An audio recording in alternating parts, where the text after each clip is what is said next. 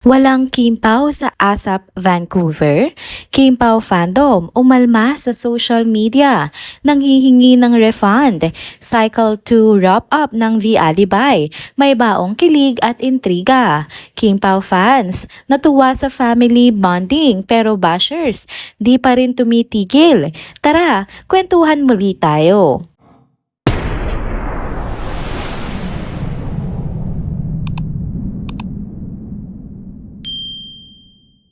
Hello mga ka-trenders! Welcome back muli sa ating channel.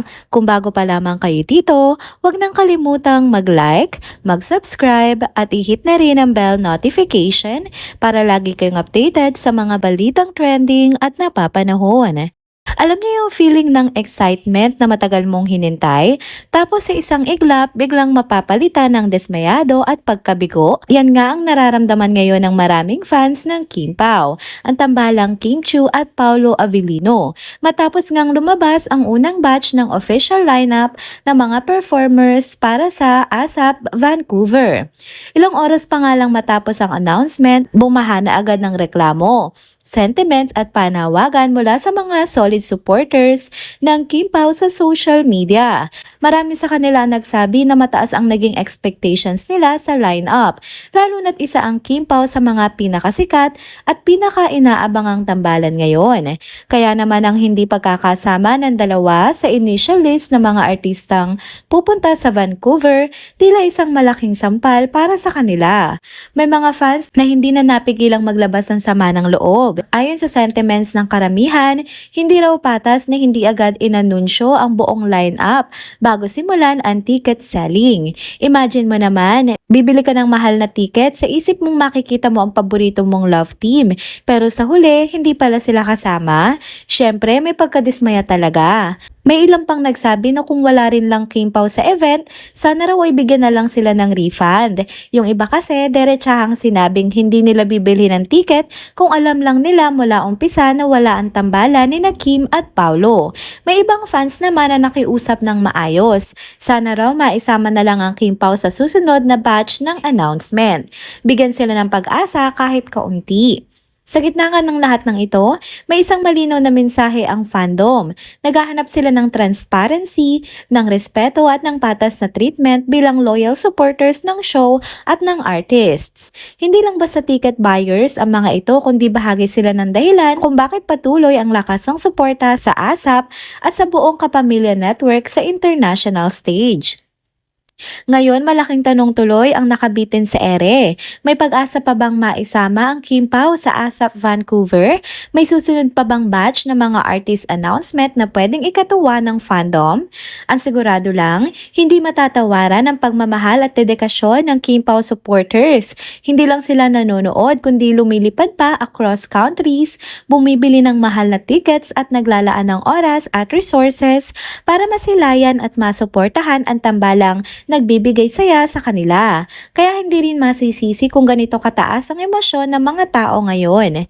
Sana'y marinig ng mga organizers ang panawagan ng fans. Hindi ito basta-basta reklamo lang. Ito ay boses ng mga taong handang sumuporta basta't bigyan lang ng kaunting konsiderasyon at tamang impormasyon. Sa ngayon, hintayin na lang natin ang susunod na update mula sa ASAP. At habang naghihintay, patuloy pa rin ang suporta ng fans sa tambalang minahal nila. Hindi lang sa teleserye kundi maging sa totoong buhay. Next topic naman tayo mga ka-trenders. Eto na nga, officially wrapped up na ang Cycle 2 ng taping ng The Alibay ni na Kim Chiu at Paolo Avellino. Pero hindi lang basta taping ang pinag-uusapan ngayon. May mga kilig at intriga na sumabay sa pagtatapos ng cycle na to. Simulan muna natin sa nakakakilig na bahagi.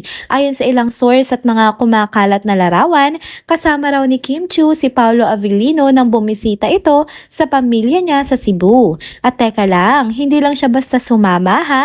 Si Paolo pa raw mismo ang naging photographer ng aktres kasama ang buong pamilya nito. Kung tutuusin, hindi ito simpleng bonding lang. Kung pagbabasehan ng kilos at presensya ni Paolo sa Cebu, mukhang lumalim na talaga ang personal na connection nila ni Kim. Yung tipo bang hindi lang ba sa trabaho ang dahilan ng pagsasama nila, kundi may effort na maging bahagi sa mas personal na parte ng buhay ng isa't isa. Kasi isipin mo, mo kung pupunta ka sa hometown ng isang tao, makikihalubilo sa pamilya at kusa ka pang magvo-volunteer bilang taga-picture. Hindi lahat kayang gawin yun kung hindi ka komportable o kung wala kang intensyong makilala ang mundo ng taong kasama mo. Kaya naman ang mga King Pao fans hindi mapigilan ng kilig at hinala. May real progress na nga ba sa special na samahan nilang dalawa? Pero syempre, kung may kilig, hindi rin mawawala ang mga paandar ng ilang netizens aka bashers. Bumalik na naman kasi ang issue tungkol sa pagiging quote-unquote ang gentleman daw ni Paolo Abilino. Sabi ng isang nakakita, sa airport daw hindi raw tinulungan ni Paolo si Kim sa pagbitbit ng mga bagahe niya.